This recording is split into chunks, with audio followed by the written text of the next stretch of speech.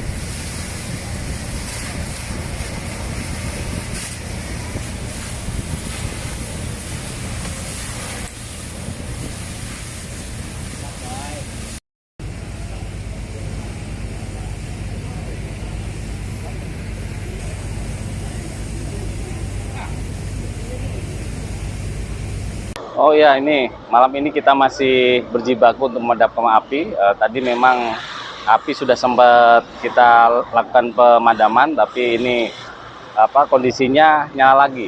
Itu karena faktor cuaca, angin yang memang kencang, kemudian ditambah lagi tadi kita terhambat di suplai air. Jadi suplai air agak terhambat sehingga pemadaman tadi sempat terhenti. Tapi ini kita sudah mulai lagi melaksanakan pemadaman karena suplai air sudah mulai berjalan dengan lancar. Langkah-langkah yang sudah diambil, apakah ada penambahan juga untuk unit pemadam kebakarannya? Oh ya, tadi kami sudah melakukan komunikasi dengan jajaran Damkar Tangerang Selatan dan Kabupaten Tangerang. Alhamdulillah dari mereka menurunkan dari Tangsel menurunkan 2 unit kendaraan tempur dan dari Kabupaten 3 unit kendaraan tempur. Dan kita sekarang sudah berkolaborasi melaksanakan pemadaman di titik 65. Kalau untuk dugaan sementara apa sih Pak ini Pak terjadinya kebakaran ini Pak?